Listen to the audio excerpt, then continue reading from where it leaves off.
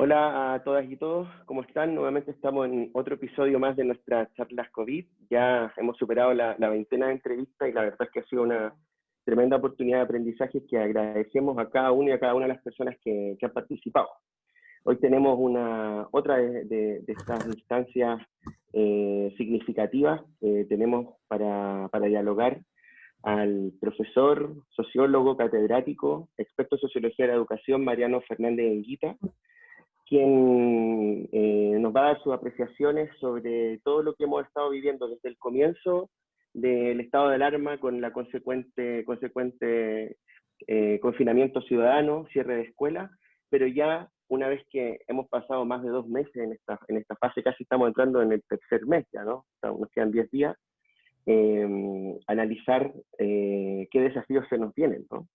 Hace unos días estábamos con gente de Latinoamérica y tenía el desafío día a día, porque las clases en Latinoamérica empezaron en marzo, a principios de abril vino el confinamiento y ellos han tenido que seguir.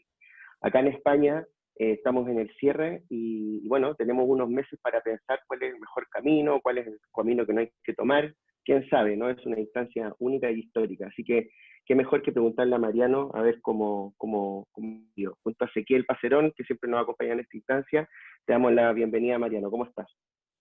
Hola, buenas tardes. Pablo, buenas tardes. Ezequiel, ¿qué se le puede decir a alguien que se llame Paserón, no? Si estás en el mundo de la sociología y la educación. Un placer. Me decís que ahora tenemos tiempo para preparar, que cómo va a ser y tal, pero digamos más bien en el caso español que nos lo hemos tomado, por así decirlo. Es decir, lo que estamos viendo estos días es que la pandemia llegó, por supuesto todo el mundo estaba más o menos desprevenido, es decir, no se dio cuenta un día antes, un día después o dos, pero a todos nos cogió desprevenidos. Hubo que salir de cualquier manera, pero lo que lamentablemente hay que decir es que en este momento el sistema educativo no parece que esté siendo muy capaz de reaccionar, ¿no? Y lo que ha hecho esta pandemia ha sido destapar un problema que estaba ahí, que se estaba diciendo, se estaba discutiendo, pero que no se iba a ninguna parte con ello. Estábamos diciendo hace ya mucho tiempo que al margen de toda la discusión sobre la brecha digital en el acceso y la brecha digital en el uso, había lo que podíamos llamar una brecha digital escolar. Es decir, que la escuela seguía anclada en la tecnología de la comunicación del siglo XV, la imprenta muy desarrollada, magnífica, estupenda, pero la imprenta al fin y al cabo, mientras que los alumnos estaban ya en la otra. Y no pasaba nada, no pasaba nada, al contrario de lo que le había pasado a la prensa, lo que le ha pasado a la política, lo que les ha pasado a las televisiones, les está pasando, lo que estaba pasando casi a todo el mundo, menos a la escuela, porque la escuela tenía un público cautivo. Y ese público no puede dejar de ir durante 10, 12 años como obligación, obligatoria y luego sigue siendo obligada, digamos, que no es lo mismo que obligatorio, es decir, que no te queda más remedio si quieres ser alguien o algo. Además hay que ir más de la mitad del año, hay que ir 5 o 6 horas al día. Era todo obligado y por lo tanto parecía como si estuvieran tan felices y tampoco podían protestar porque estábamos en una relación de poder. Entonces de repente salen los alumnos de ahí y nos damos cuenta de que no tenemos nada, o que tenemos muy poco, cuando nos sacan de esas 4 paredes, de esa vieja tecnología, a pesar de que todo lo demás está disponible. Entonces, es verdad que hay hogares, hay un sector residual de hogares con muy poco mal equipamiento. Es verdad que el equipamiento que podía ser suficiente para un niño por las tardes en tiempos normales no lo es para toda una familia. Cuando los padres teletrabajan, el niño tiene que estudiar, hay que hablar con la abuela, hacer la compra por ahí, etcétera, etcétera. Pero lo que es más verdad de todo es que el sistema educativo no estaba preparado. Entonces, lo que teníamos esencialmente en el profesorado es, bueno, tenemos un sector, digamos, cariñosamente friki, que se lo ha montado muy bien y muy pronto. Tenemos otra parte del colectivo que no estaba preparado, pero como se dice aquí, se ha puesto las pilas, ha reaccionado y se ha puesto a la altura, más o menos. Otra cosa es que luego las cosas salgan mejor o peor. Luego tenemos otros que no hay manera de que lo consigan, aunque lo intentan, pero no pueden solos.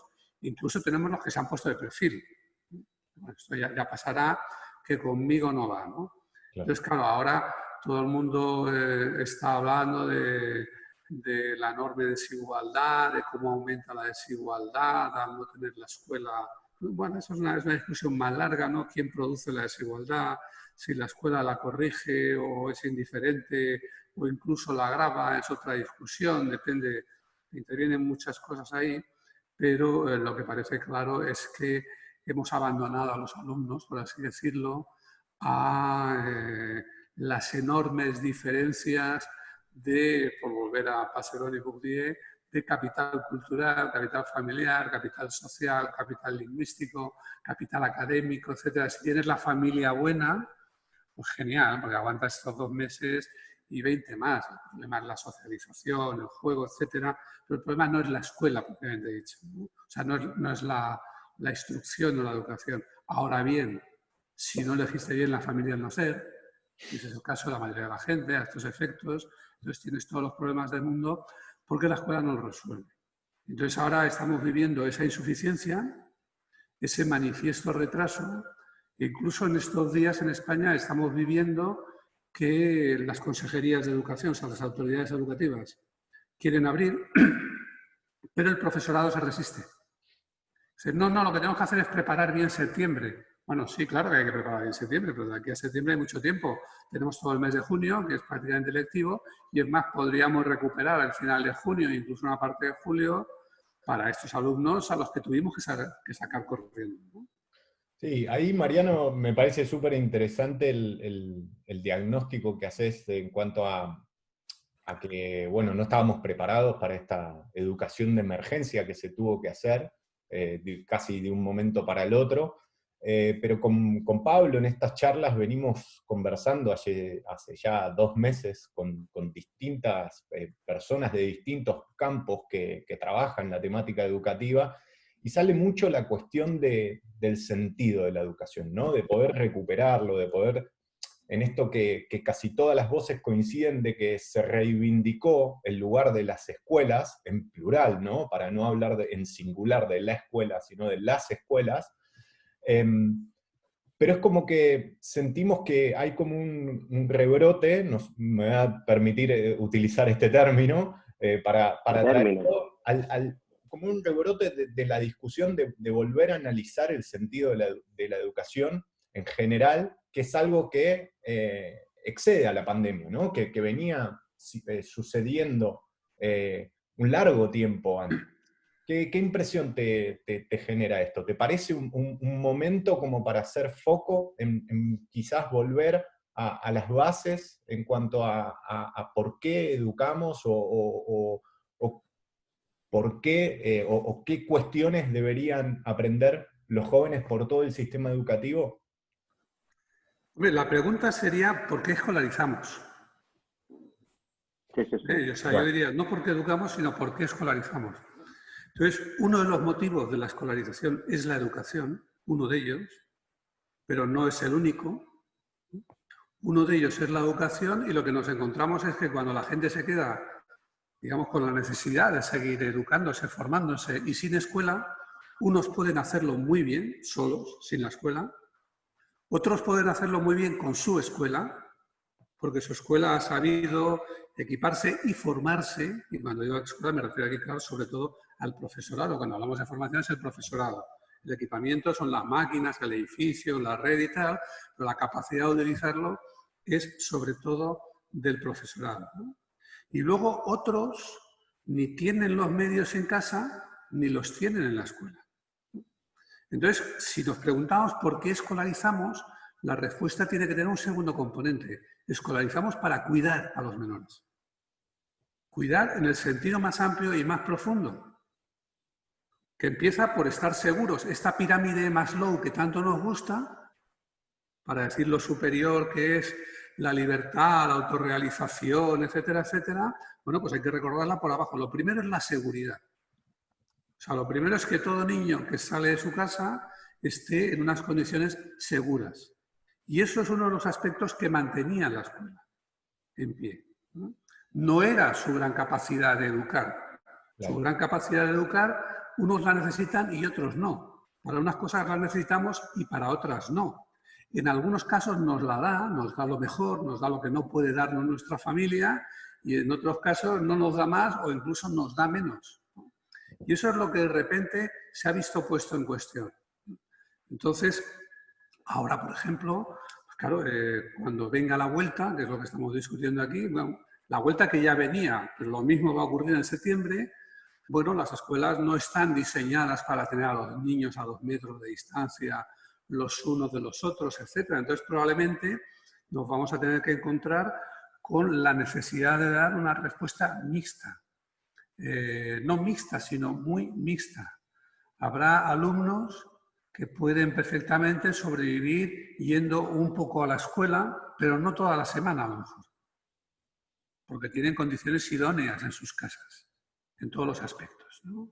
Espacio, compañía, equipamiento, jardín y piscina, en fin, o sea que tienen de todo, bueno, no, están razonablemente bien.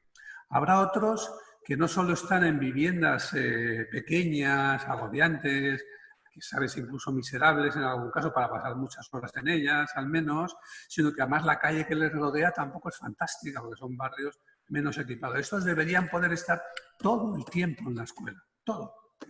No todo, todo el que estaban antes y más. Si antes no tenía importancia o tenían importancia limitada, que tuvieran que marcharse a las 3 de la tarde o a las 5, o que sea, ahora la escuela debería estar abierta como un centro de acogida a la infancia y la juventud social, como quieras, todo el tiempo posible. Todo el tiempo posible, porque para eso es una infraestructura pública. ¿Dices ahora en el presente, ahora ya, hoy? ¿O? Sí, yo diría hoy. Hoy las escuelas deberían estar abiertas al 100%, y más tiempo del habitual para los alumnos más vulnerables. Sí, Y ahí para los alumnos que incluso no tienen condiciones de salubridad o no tienen las mejores condiciones de salubridad en el entorno de su vivienda. Por el contrario, no tenemos por qué hacer volver enteramente a los que están en unas condiciones estupendas y podemos tener luego una masa intermedia que, bueno, que estuviera en unas condiciones, digamos, de tiempo escolar similar o parecida a la anterior, aunque internamente distribuido de otro modo, porque la concentración de gente no puede ser la misma. Entonces, como evidentemente donde había 25 alumnos no puede haber 25, sino que tiene que haber 12, 10, incluso 8, depende de las circunstancias. Los colegios son muy distintos, los edificios son muy distintos, las estructuras interiores son muy distintas, pero ojo, donde no pueden estar es en las aulas, porque las aulas están hechas para tenerlos concentrados. Un aula es como un autobús, un asiento al lado de otro, un pasillito en medio, es un autobús sin ruedas, ¿no? Pero los colegios tienen mucho más que aulas. Un colegio ordinario, cualquier colegio en España, hoy tiene, quitemos los colegios de los ricos y las pequeñas escuelitas unitarias, ojo, de las zonas rurales, que a cambio tienen los montes alrededor y otras cosas. Pero el colegio típico de infantil primaria tiene normalmente 2 líneas, lo cual son 18 grupos entre infantil y primaria en 18 aulas. Es un colegio típico. Si es un colegio de curas concertado y tal, es probable que tenga un edificio histórico que envidian muchas universidades. Y si es un colegio público, pues estará bien equipado, aunque tendrá pasillos más discretos, más iguales entre sí, etc. Pero en todo caso, ese colegio tiene esas 18 aulas y luego tiene una pequeña colección de aula de música, aula de dibujo, taller de no sé qué, sala de usos múltiples, quizá un patio con algunos porches, gimnasio, quién sabe si un pequeño salón de actos, un hall, que tiene más espacio, tiene más del doble de espacio del que tienen aulas. Entonces, ¿qué hay que hacer? Reorganizar ese espacio. Reorganizar ese espacio y desconcentrar a los alumnos. ¿Cómo desconcentras a los alumnos con el profesorado que tienes? Evidentemente, en medio de una crisis que ha paralizado la economía del país, no vamos a doblar el número de profesores. Es que es incluso un poco infame el decirlo, si que contraten ustedes más profesores y vamos a bajar la ratio. No, miren, tenemos otros muchos problemas, tenemos ancianos, nos faltan sanitarios, tenemos millones de parados, tenemos de todo, ¿no? Entonces, a lo mejor podemos organizar de otro modo el tiempo escolar. A lo mejor hay un tiempo en el que los alumnos pueden estar en la clase típica, dependiendo de su profesor, pero menos tiempo. Y a lo mejor hay otro tiempo en el que, imagínate, en un aula pueden estar 12 alumnos con un profesor en algo parecido a una clase tradicional, y en otra otros 12, y en otra otros 12, pero como eran 25 por aula, pues ha salido una docena de cada aula, ¿no? Pues a lo mejor 10 docenas pueden estar en un gimnasio que es muy grande, espaciados, con apenas un par de adultos que pasean por allí, mientras que ellos pues están con su dispositivo portátil o les han puesto las mesas que se han sacado de las aulas y hacen un trabajo autónomo. O sea que se trataría un poquito de eso que se llama la fórmula blended. La fórmula blended o mixta era lo virtual en casa. Entonces es una tercera posición. Pues ahora sería lo virtual en casa si puedes, lo presencial en el colegio en mayor o menor medida según tus necesidades, y luego virtual y autónomo o trabajo de grupo entre pares en el colegio. En la sede. En el espacio del colegio, con la protección del colegio, con la ligera supervisión y apoyo de los profesores que ya tenemos, y ahí sí, discretamente y con moderación, podemos pensar quizá en algún profesor más, o en aquellos que se jubilaron con 60 años en un país que se vive, si eres profesor 87, 88, y les ha quedado mucho tiempo útil por delante, que pueden venir como voluntarios, o en estudiantes de últimos cursos, o en monitores de actividades que no son propiamente profesores, pero que saben trabajar con niños, que van a hacerlo en el centro, etcétera, etcétera, y quizá algún profesor adicional más, o una franja de profesores adicionales, pero claro, atendiendo al realismo del momento.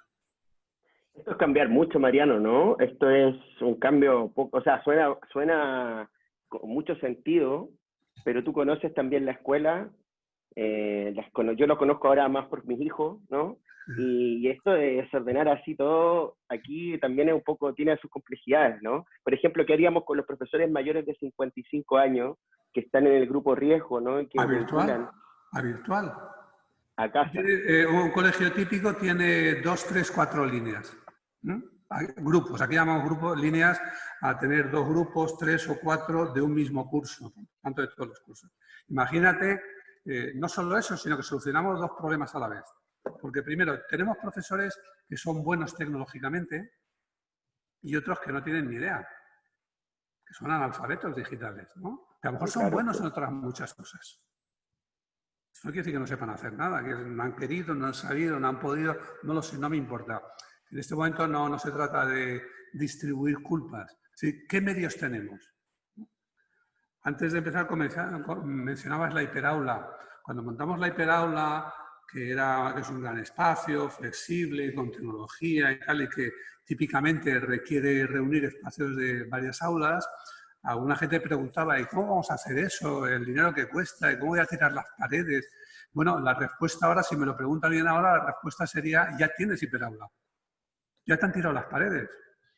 Ya te las han tirado. ¿Qué hacemos con un profesor de 55? Bueno, 55 años no son graves, ¿eh? Yo supero esos más de 10 y aquí estoy, pero bueno, no tengo otra dolencia por suerte, pero aquí estoy. Pero bueno, pues ese profesor que está más en riesgo, que tiene más de 60 años, o a saber que ha tenido algún tipo de afección respiratoria, o que puede estar en su casa trabajando. Mientras que otro está presencialmente y los dos trabajan con el mismo grupo. Antes decía, imaginar que juntamos 4 grupos de 25, ¿vale? Y nos caben 25 en plan aula, yo qué sé, en la sala de usos múltiples, y ahí está un profesor con ellos. ¿Y qué hacemos con los otros 75? Bueno, se pueden estar atendiendo virtualmente. No lo sé, es absurdo que yo quiera dar fórmulas concretas, porque cada centro es distinto, cada centro tiene una arquitectura distinta, tiene un alumnado distinto, tiene un entorno distinto, a lo mejor tiene una parroquia enfrente que se la pueden prestar para estar a cubierto, o tiene una biblioteca municipal, o tiene unos jardines espléndidos, no lo sé. Cada centro es diferente. Cada centro tiene un alumnado con unas necesidades. Hay alumnados más difíciles, pero también hay que decir que los centros con alumnos más difíciles tienen más profesores y más equipamiento, porque generalmente han sido reforzados por esa vía. Otra cosa es que haya funcionado y que haya obtenido los resultados deseados o no. Y cada centro tiene su plantilla. Entonces, lo que tiene que hacer cada centro es organizarse por sí mismo con esa pauta general. No tienes por qué hacer venir todo el tiempo al que no lo necesita, tienes que refugiar como poco y educar y reforzar a los que más lo necesitan, y a los demás, y a los de en medio, pues procurar arbitrar una fórmula mixta que optimice los recursos. Lo que ha tenido que hacer todo el mundo. Aquí en el INAP teníamos 5 másteres, ¿no? Y se nos planteó el mismo problema que en cualquier universidad. Por aquí lo arreglamos corriendo. Lo arreglamos corriendo y de hecho enseguida se reanudó toda la actividad en virtual porque, y te voy a decir cuál es la diferencia, es que aquí se pueden dar órdenes y en la universidad no. Entonces aquí cuando dijimos que lo hacíamos, lo hacíamos. Había gente que se lo creía y gente que no, pero se hizo. Y ahora los profesores de universidades que colaboran aquí, no, ¿cómo habéis podido y tal? Pues haciéndolo, porque aquí no se permite a nadie que diga que eso es tecnología para maníacos o para frikis, que es una crisis de la escuela. Aquí no permitiría, yo no permitiría, es una broma, ¿no? Pero no permitiría distribuir ese artículo de Agamben de adiós al estudiante y tal. No es el momento. Ahí, Mariano, ¿cómo te imaginás que puede llegar a implementarse esto? Me genera esta pregunta, ¿no? O esta duda. ¿Vos crees que tiene que venir a partir de políticas públicas, tiene que venir desde arriba, digamos, este cambio hacia un pasaje trimodal, digamos, de metodología? ¿O más bien es mucho más pragmático que cada centro educativo tenga la, entre comillas, potestad de poder implementarlo? ¿Cómo lo ves? Bueno, yo creo que es una mezcla, como tiene que ser. Es decir, la gobernanza de la educación hoy es una gobernanza multinivel. Entonces, lo que yo, por ejemplo, yo creo que lo que correspondía a las autoridades era decir, obligatoriamente los centros se abren desde tal fecha y todo el profesorado, todo, excepto los que estén en riesgo evidente de salud, tiene que estar ahí. Y la administración puede decir eso y como puede decir, mire usted, el tiempo lectivo aumenta dentro del tiempo presencial. O el tiempo presencial, que es menos que el tiempo pagado, va a aumentar porque estamos en una situación de emergencia y no puede ser que salgamos todos los días a las 8 a aplaudir a los sanitarios de qué bien lo hacen y cómo trabajan y cómo se contagian y luego cuando llega el momento de la escuela, no, hasta septiembre todo esto. Es una parte que pueden hacerlas y que tienen que hacer las administraciones, como también equipar. Y me consta que ha habido un esfuerzo en eso, o sea, podemos discutir si ha sido acertado, desacertado o no, pero bueno, sé que hay administraciones, por ejemplo, en la Comunidad Valenciana, pues se pusieron masivamente a comprar tabletas para los alumnos que no tenían, etcétera. Las plataformas, los servidores y las plataformas en la nube en las que trabaja el mundo educativo se han reforzado todas, ¿no? Aquí lo primero que hicimos cuando vimos la que venía fue ir corriendo a Google, que está más o menos prohibido en la administración por aquello de la protección de datos. La protección de datos para otro día. Aquí tenemos estudiantes como en todas las universidades y necesitamos una plataforma colaborativa. Pero eso, cada centro tiene que buscar su solución. No podemos decir los alumnos cada 2 metros o no podemos decir, 12 alumnos por aula. Pues no lo sé, hay aulas donde cabrán 20 y hay aulas donde no caben ni los 12, manteniendo las distancias de seguridad. Entonces, eso tiene que hacerlo el centro. La administración puede dar una orientación general, puede poner algunos medios estratégicos, algo que hay que tener en cuenta, caída económica, caída de los impuestos, otros gastos más urgentes. Entonces, la administración puede reforzar algunos medios, pero luego, digamos, el plan fino de cómo hacerlo aquí, allá, qué alumno tiene que estar aquí 5 días y cuál da igual, incluso que no venga porque sus padres son profesores, su abuelo es investigador pedagógico y yo qué sé cuántas cosas le pueden pasar, eso lo tiene que hacer cada centro. Al final no olvidemos que la ratio alumnos-profesor global es de 11 alumnos así por profesor en primaria y 14 en secundaria en España. Eso no quiere decir que un profesor esté con 14 alumnos, digo la ratio. Pero esa ratio da para que en cada centro un profesor se conozca la vida de sus alumnos. Y si no, pues se la conocía, que se la aprenda ahora. Y se vea, y un centro vea cómo responde a sus alumnos.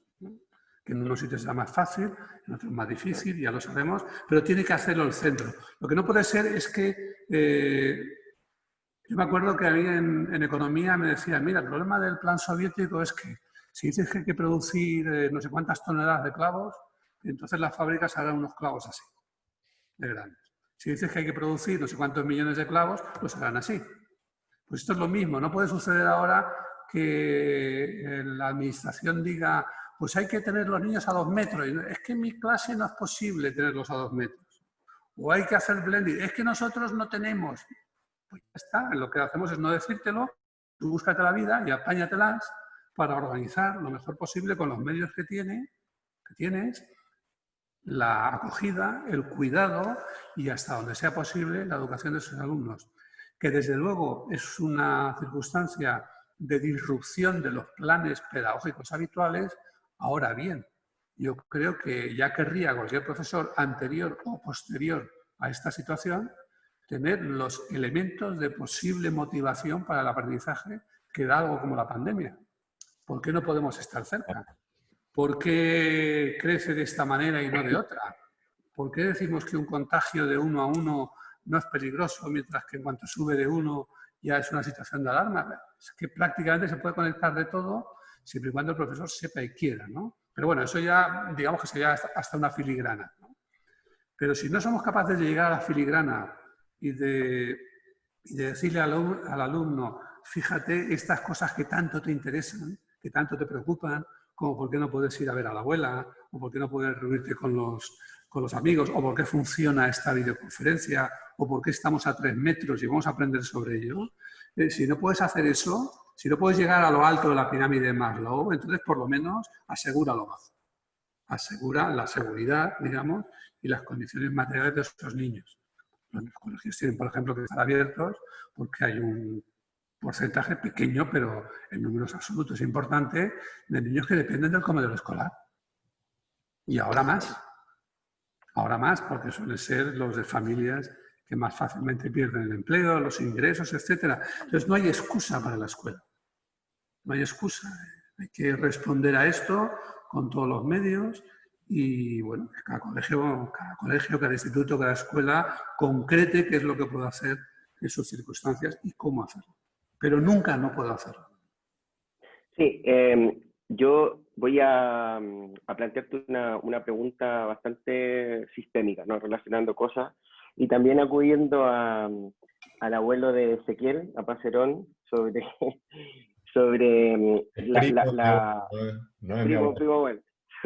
sobre justamente la preponderancia del rol de la propia escuela, en este caso en Francia, más que en otros países, la escuela pública, muy de la línea de edad que es Santan también. Francia hace 3 semanas, justamente cuando abre la escuela, otorga la responsabilidad, en la lógica de lo que tú dices, a los centros, ¿no? Que sean ellos los que organizarse. Pero quienes conocemos tu carrera, sabemos que tú has pasado durante décadas en una relación interesante con la carrera docente, ¿no? De los profesores, interesante, ¿no? Y conoces los centros, y también conocemos la configuración actual. Entonces, cuando tú planteas que se confíe en los centros, me llama a mí a preguntarte, bueno, ¿tú confías en los centros? ¿Tú confías en que los centros puedan resolver estos desafíos? Conoce a los docentes, conoce a los equipos directivos, y sobre todo, la relación cada vez más creciente que hay, o la influencia cada vez más creciente que hay de las escuelas concertadas, ¿no? ¿Qué rol cumplen estas escuelas? Que sí tienen espacios grandes, que tú al comienzo, cuando empezaste a hablar, hablabas de esta iniciativa friki, que probablemente la mayoría viene de estos centros, ¿no? De hecho, perdona lo prolongado de mi reflexión, pero es para ponerle un poco de contexto. En el WhatsApp de padres y madres de mi hijo, de 5 o 6 años, nos falta casi diariamente la madre o el padre que dice, oye, mi primo o tiene un hijo en una concertada y mira todo lo que le hacen hacer, mira cómo están manejando el Collaborate, el matemáticas no sé cuánto y bla, bla, bla. O sea, bueno, pagan una pasta y de hecho los padres esperan que eso se haga porque si no es que los quitan del cole, ¿no? Una cosa. No, mi pregunta es, en base a lo que tú planteas como el desafío el presente y sobre todo de cara a marzo, me salió me volvió la nostalgia latinoamericana, ¿no? Hemisferio sur. Sí, el comienzo de septiembre. Conociendo tú y habiendo estudiado el tipo de profesorado de los centros, estudiándolos, estando en el aula, Y respecto también a la relación que hay entre concertada y pública, ¿tú tienes confianza en que los centros se les puede otorgar esta autonomía para que desarrollen o aborden estos desafíos que justamente la requieren? Yo creo que es imprescindible y lo que habrá que hacer es rendir cuentas o pasar cuentas después. Es imprescindible, es imposible que una autoridad educativa, consejería, ministerio, quien sea, diga cómo hacerlo en todos los centros. Y es imposible que envíe una especie de comisario ad hoc a cada centro. Si se pudiera hacer eso, yo diría, si todos los centros fueran iguales, yo diría, bueno, los profesores callados y que el ministerio diga cómo hay que hacerlo. Pero no son iguales en ningún sentido. En ningún sentido. Por lo tanto, o los centros o no hay posibilidad. Ahora, evidentemente, hay que tratarlo con precaución. Lo que tú llamas mi relación interesante con la profesión viene simplemente del reconocimiento de eso, que es una profesión. Punto. Quiero decir, en el mundo de la docencia somos muy aficionados a poner a escurrir capital. Capital siempre es la maldad, por supuesto. Luego, todo lo que compramos, a todos nos gusta comprarnos un iPod, un no sé qué, un tal igual, pero el capital es malísimo y va a destruir la escuela. Y bueno, menos, pero también somos como enemigos del Estado. Mi aula es mía, a mí que no me manden, siempre que yo tenga la capacidad de decidir, pues es para mí, ¿no?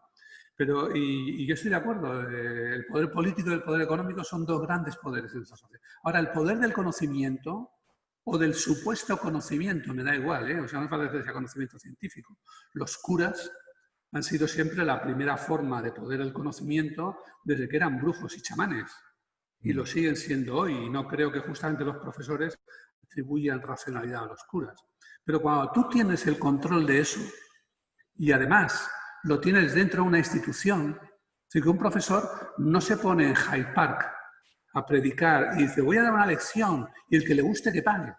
No, no, el profesor se planta allí, es funcionario o hace a la gente pagar de antemano, en todo caso, para una institución. Entonces, una profesión tiene el poder del conocimiento que posee o que alega poseer, lo que la gente crea sobre ese conocimiento, y una profesión en una institución tiene una posición de poder. Las tienen los militares en los cuarteles, los curas en las iglesias, los médicos en los manicomios y los profesores en las escuelas. Por lo tanto, es una estructura de poder. Es una estructura de poder. Y ahí, claro, eso tiene una doble cara. No sigo sobre eso, sería una discusión más larga, ¿no? Pero, por lo tanto, para mí el profesorado nunca ha sido, o hace mucho tiempo que dejó de ser, un proletariado bien educado, que es como le gusta verse a sí mismo. Somos proletariado, es decir, nos pagan muy mal y todo lo que pidamos está justificado, pero por otro lado somos muy educados, estamos muy educados y por lo tanto nadie nos tiene que decir qué hacer. Eso es quedarse lo mejor de los dos mundos. Porque por un lado nadie te dice nada y por otro lado todo lo que tú pidas es justo. Yo creo que esa no es la situación, que las profesiones tienen un papel mucho más ambiguo, más ambivalente. En el caso español, además, y Latinoamérica en gran medida, otros muchos casos, pero hay países y países, ¿no? Hay países donde la profesión llegó después de que ya hubiera una sociedad civil y una economía muy desarrolladas. Y hay países donde llegó antes. Y cuando llegas antes, eso te da mucho más poder. Y ese es el caso de España. En España los servicios públicos se generalizaron entre los años 60 y 70, hace medio siglo más, antes de que realmente el país fuera un país desarrollado. Entonces, eso genera un tipo especial de profesión. Y en esa profesión hay de todo. Los hay magníficos y los hay terribles. Siempre se dice, ese profesor que marcó tu vida para bien. Siempre le dice algo a alguien, ¿no? Yo digo, ¿y aquel que la marcó para mal? ¿O qué pasa? ¿No tuviste ninguno? Todo el mundo lo ha tenido. Entonces, tenemos de todo en esta profesión. Pero cuando también hay de todo en medicina, ¿de acuerdo? Pero el médico, sí, los hay mejores y peores, pero el médico, por ejemplo, al médico le podemos decir tranquilamente que quiere una segunda opinión. Dile tú eso a un profesor, a ver cómo reacciona. Quiere una segunda opinión sobre lo que usted ha dicho de mi niño o lo que sea. El médico, incluso el de la atención primaria, todos los días antes y después de la consulta, está en un equipo. discutiendo, por ejemplo, cómo va el COVID, qué van a hacer, etcétera. Otros muchos intervienen ya directamente siempre en equipo. Siempre en equipo. En el trabajo de un cirujano en un quirófano no está nadie solo, ¿no? Pero el profesor siempre está solo. El profesor solo se reúne con sus compañeros para repartirse los recursos, digamos, para repartirse los bienes y, si es posible, para evitar los males. Por ejemplo, para darle la clase más difícil al último que llega. Y eso genera una profesión muy, muy desigual. La consecuencia es que algunos están respondiendo muy bien y otros están respondiendo muy mal. Pero no tenemos por qué abandonar a los alumnos a su suerte en ese aspecto. A ver qué profesor te ha tocado. Entonces, lo que teníamos que asegurar, ya que no somos capaces de homogeneizar a los profesores, por lo menos hagamos que colaboren, de manera que todo alumno tenga la mayor probabilidad de tener un poquito de profesor bueno, un poquito de profesor malo, etcétera, especialmente en estas circunstancias críticas. Y esa está siendo la ventaja de los colegios concertados en ese momento. Ya estaba antes esa ventaja, ¿no? Porque ahora se ve más. La ventaja de un colegio concertado no es que tenga alumnos más ricos, que los tiene un poquito más ricos, no un poquito, un poquito, no mucho. Algunos tienen alumnos muy pobres, hay colegios públicos que tienen alumnos de clase media alta porque depende del barrio en el que están, etcétera, y todo un poco, pero es verdad que hay una descompensación. Pero lo importante, yo esos años pasados analicé, por ejemplo, la evolución del equipamiento informático de los centros, y los centros públicos se equiparon mucho antes y más que los privados y concertados en conjunto. Ahora bien, se equiparon de otra manera, con un equipamiento que no utilizaban para la docencia y que mucho menos utilizaban para la conectividad. Entonces, uno puede ver la cantidad de ordenadores por alumno en pública y privada y ve cómo es muy superior en la pública y, sin embargo, la conexión de banda ancha es muy superior en la privada.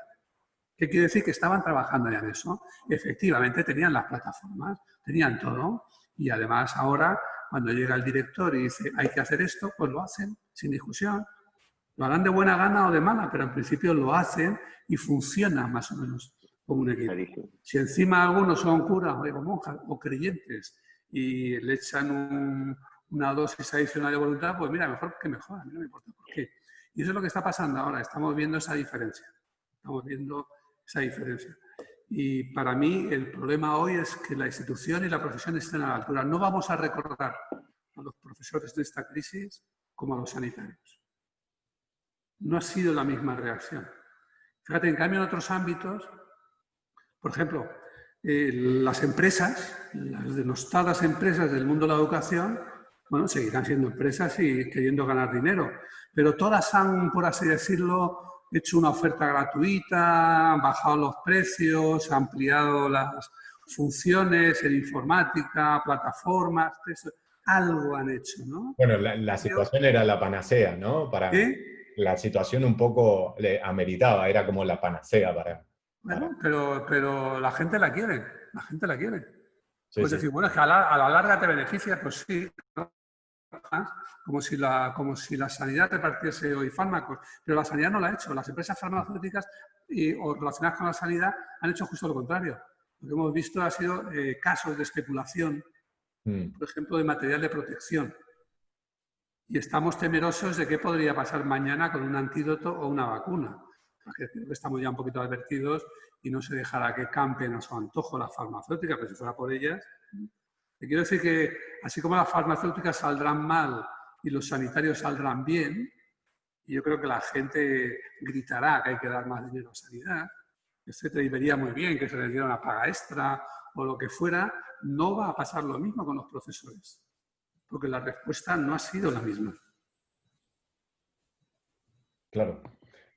Ahí, en ese sentido, Mariano, hay una cuestión que venimos viendo también. Coincidimos con vos en la importancia y la relevancia de la política de los cuidados, o este sentido de los cuidados que salió de la educación en general, pero también está la cuestión de los aprendizajes, ¿no? A ver, hace un mes hablábamos con una escuela pública de Chile y una escuela pública aquí de Barcelona, y y hacían énfasis en esto de los cuidados, ¿no? De la atención al otro, del apoyo, del sostén, que ahora con la pandemia es como que se hizo muchísimo más visible. Ahora, ¿qué pasa con esos aprendizajes? ¿Los dejamos rezagados? ¿Los podemos recuperar? ¿Cómo lo ves? No, para ellos eran dos escuelas vulnerables, entre comillas, que Sí. planteaban que no era para ellos para nada prioridad trabajar el tema del aprendizaje curricular, ¿no? Y que básicamente estaba centrado en otorgar respaldo emocional. Luego hemos estado viendo ya, y esto genera cierta controversia, porque entre otras personas con las que hemos hablado y lo que se está leyendo es que no, que justamente ahí es donde hay que hacer más énfasis para recuperar el conocimiento. Bueno, es un tema que hay que abordar ya. ¿Qué hacemos con esos saberes? ¿Los dejamos perdidos como tal o hacemos lo necesario para recuperarlo a nivel curricular? No por volvernos locos con ser totalmente constitucionalistas del currículum, pero sí como para prestar atención para que las brechas de desigualdad Claro, la segregación no se amplía. ¿no? Yo creo que todos somos conscientes de la enorme diferencia que hay entre el rendimiento y el desempeño escolar típico de un alumno y lo que ese alumno es capaz de hacer cuando algo realmente le interesa.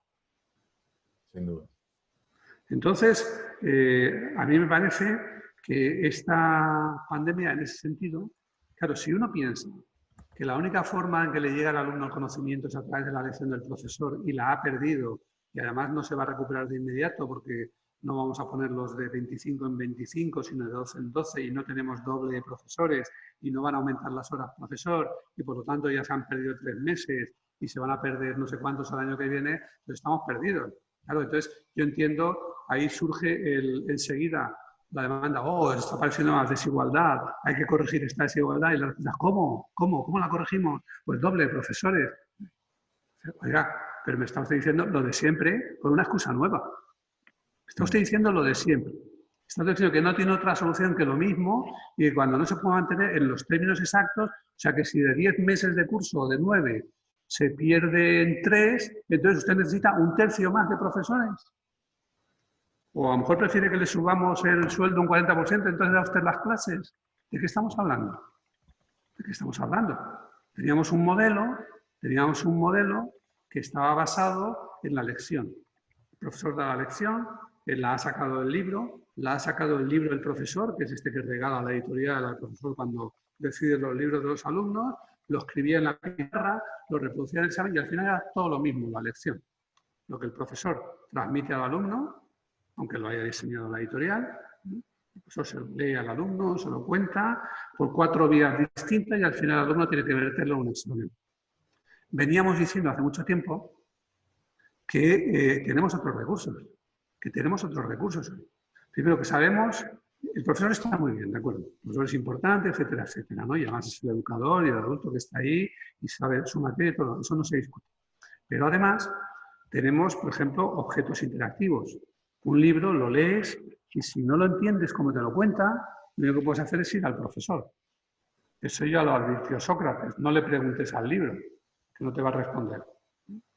Pero una aplicación sí te responde.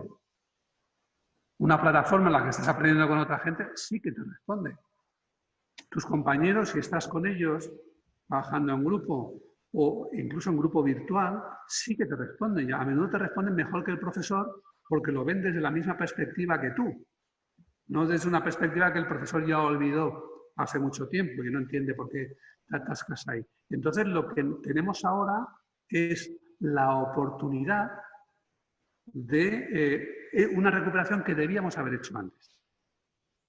Teníamos que haber entendido, o hemos entendido hace mucho, pero la institución se resiste a incorporarlo, que la fuente de conocimiento no es únicamente el profesor.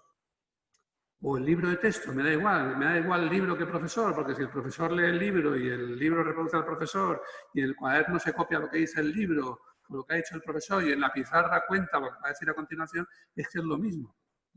Pero ahora podemos recuperar esas fuentes. No es que podamos, es que tenemos que hacerlo.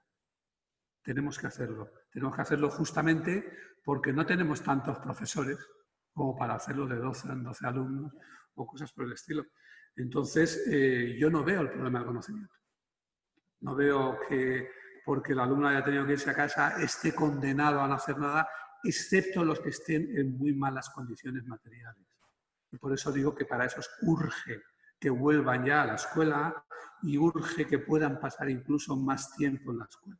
Pero salvando ese sector que está en un extremo, lo mismo que tampoco tenemos que complacernos en el sector que está en el otro, el que podría pasar de escuela. Con el sector intermedio, y aparte de esos dos sectores extremos, lo que tenemos que hacer es reorganizar la arquitectura de la escuela. Es decir, la arquitectura organizacional de la escuela. Hay más maneras de aprender que la tradicional. No está en cuestión que se deba aprender. Lo que está en cuestión es si el profesor es capaz de organizar ese aprendizaje. O si solo sabía hacerlo de una manera, que era leer la lección. Pues yo creo que tenemos material, tenemos experiencias, tenemos de todo y hasta tenemos una actitud social muy favorable. Muy favorable. Las tecnológicas están viniendo a venderlo. Bueno, pues están viniendo a venderlo, me da igual porque vienen. Pero si tú quieres, si cualquier colegio que ha levantado la mano aquí, yo decidí que aquí teníamos que tener Google Suite y Classroom y en 2 días lo teníamos funcionando. En 2 días. Yo creo que eso la Complutense no pudo hacerlo en 2 días ni en broma, ¿no? Porque en esa situación reaccionaba. Pero también las familias, por ejemplo, pues están mucho más dispuestas. ¿Tú te crees que alguna familia va a reprochar hoy a algún profesor que si la plataforma que usa es un poquito mejor o peor, o que el colegio al lado, lo que le podrá reprochar es que no tenga idea de cómo comunicarse con el alumno si no lo tiene en el aula? Así que tenemos, por un lado, decía antes, posibles elementos de motivación con los que se puede derivar casi hasta cualquier campo del conocimiento. Porque es difícil no poder vincular ese cambio radical de vida en el que estamos prácticamente con cualquier forma de conocimiento, siempre que el profesor conozca su materia, tenga imaginación y tenga ganas. Y si no lo tiene, pues que escuche al compañero, que a lo mejor el compañero sí que lo tiene, ¿no?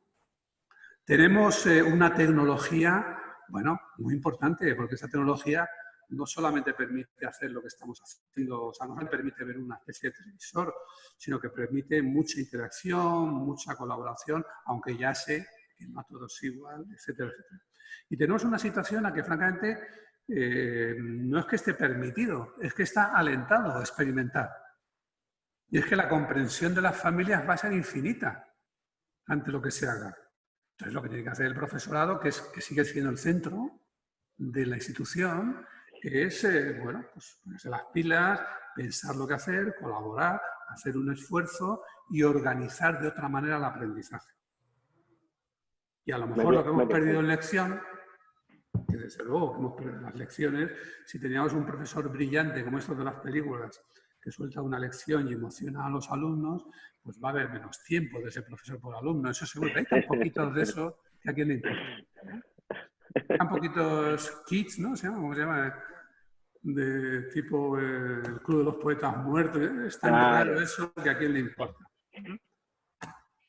Mariano, bueno, obviamente tenemos que tener más tiempo, pero no quiero dejar de hacerte una pregunta que yo creo que tú nos puedes responder. Eso no quiere decir que sea fácil, pero igual te la voy a plantear. El desafío, porque recién hiciste la cuña un poco, pero claro, ahora tenemos el desafío de la universidad y sobre todo en las facultades de magisterio. Hay nuevos roles para la formación del profesorado, ¿no? Antes, cuando era formación profesional, el desafío de formar docente era uno, en una sociedad, en el marco todavía de la sociedad de la modernidad, ¿no? Donde había cierta creencia en la formación en sí, no te digo conductista, pero sí en la profesión. Ya con el coronavirus ni siquiera va a entrar el debate de la posmodernidad, ni qué es cierto, ni qué ya no es cierto, porque ya nos vamos a ir a cualquier parte, que también me encantaría irme, por cierto, pero bueno, no es la instancia ahora. Pero sí te hablo de un escenario diverso, difuso, con planes de estudio en las facultades de magisterio que ha costado décadas organizar, décadas, y que todavía no están organizados.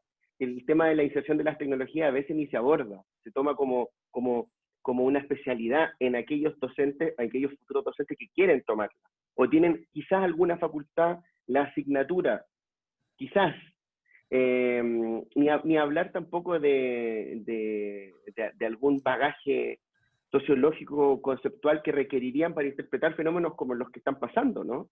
Ya hace semanas, bueno, con Ezequiel lo veían porque él también participa en algunas sesiones en la Facultad de Educación de nuestra universidad, que hay estudiantes que, por ejemplo, en 4º año de magisterio no están relacionándose con la pedagogía crítica en general, ¿no? Si todo es más didáctica, etcétera. Una didáctica que ahora en este entorno parece difícil llevar a la práctica. Entonces te pregunto, ¿cómo debe enfrentar una facultad de educación y sobre todo quienes están en los planes de las escuelas de magisterio, esto que viene a continuación, ¿no? Quizás en la Facultad de Medicina esto también es un reto, ¿no? Pero evidentemente están en el trabajo práctico y la transferencia de lo práctico al plan de estudio puede ser un poco más fluida. En nuestro campo, ya que tú estás diciendo que no está habiendo un reconocimiento social en el rol del profesor y que en general en la universidad esa transferencia es más lenta, ¿qué vamos a hacer? ¿Cómo vamos a cortar esa transferencia en cuánto tiempo y cómo vamos a formar a los docentes futuros que van a entrar ahora o que están terminando el año a partir de octubre? ¿Cómo se te ocurre? ¿Qué desafíos hay? Yo creo que la universidad en general, a partir de esto, se va a tener, porque no le va a quedar otra para el año que viene, se va a tener que replantear el tipo de presencialidad. Yo creo que va a haber menos presencialidad regimentada, o sea, en el aula, horarios y tal, pero al mismo tiempo no deberíamos perder, sino al contrario, reforzar y recuperar, que en alguna medida está perdida, la otra presencialidad, más horizontal, más poder estar ahí trabajando con un grupo, con otro, con los servicios de información, biblioteca y tal y cual, que yo es lo que en relación con mi época de estudiante he hecho más de menos, ¿no? La poca actividad que hay hoy fuera de la docencia programada, etcétera, para un estudiante.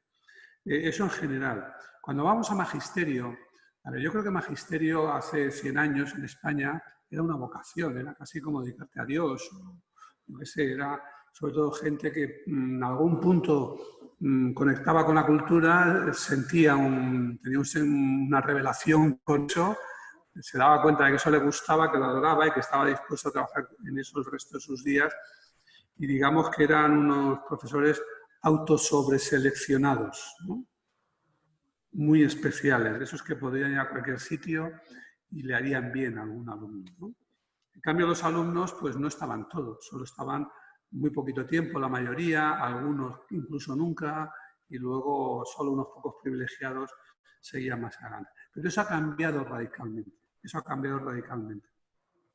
Los profesores ahora tienen otro reclutamiento, otro tipo de estudios, etc. No quisiera hablar por todos los países, puedo hablar por España, ¿no? En España lo que hemos llegado es a una carrera, una profesión comparativamente bien pagada. Cuando digo comparativamente tanto con los profesores del resto de Europa, la OCDE, etc., a pesar de lo que supuso la crisis de 2009, etc., a pesar de eso, que perdieron capacidad adquisitiva, pero aún así, y antes mucho más, bien pagados, con unas condiciones de trabajo muy deseables. Se hace el chiste de los 3 grandes motivos para ser profesor, que son julio, agosto y septiembre, ¿no? Y uno dice que falta uno, diciembre, ¿no? A las largas vacaciones, etcétera, etcétera.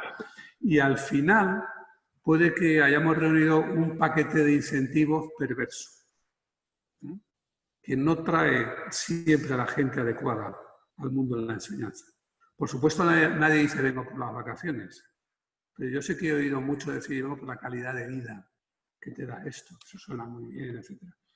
Y hace tiempo que estamos discutiendo de reformar la carrera docente. Yo creo que la carrera docente tiene que ser más exigente.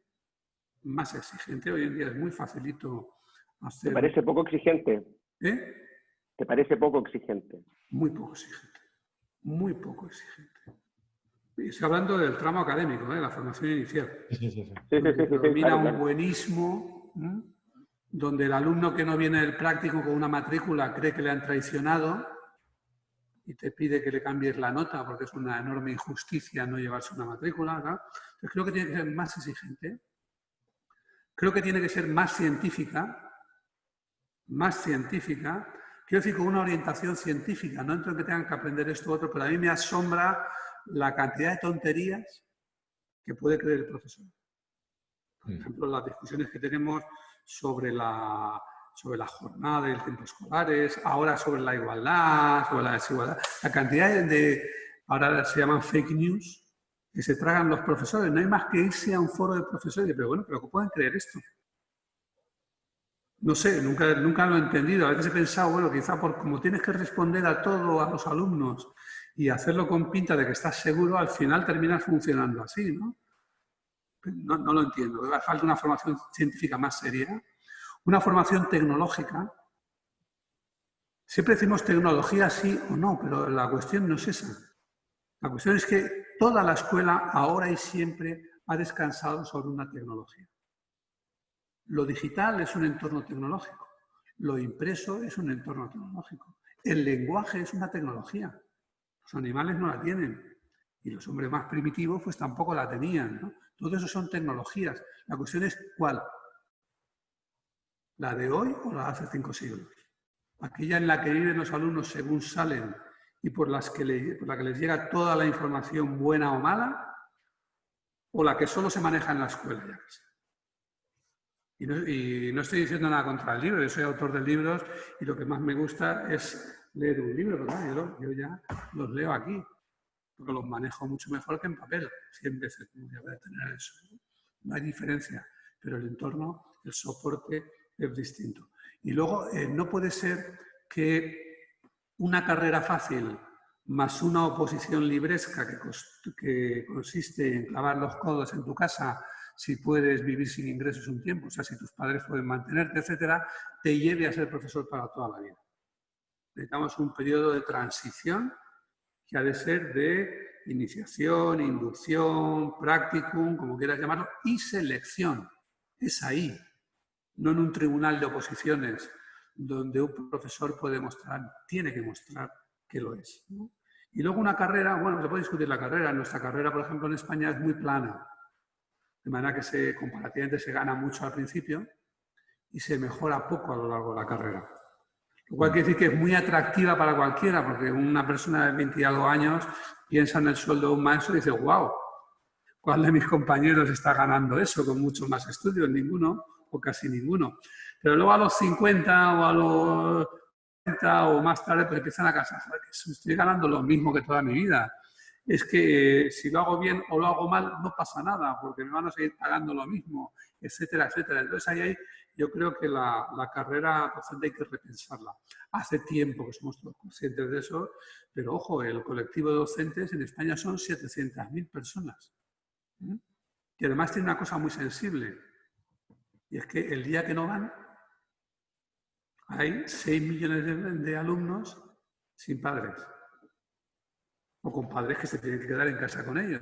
Entonces, estar ahí en un servicio público da mucha fuerza. Y tú decías, a las carreras de magisterio les hemos dado muchas vueltas. Bueno, les hemos dado muchas vueltas, pero básicamente al final siempre han primado los intereses de los grupos que están dentro y que están fuera.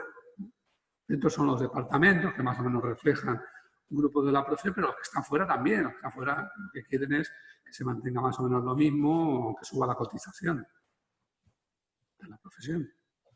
Sí, sí, sí. Bueno, esta última respuesta me ha dejado pensando mucho y tendríamos para 2 horas para hacer. Una revancha presencial. Sí, claro, claro.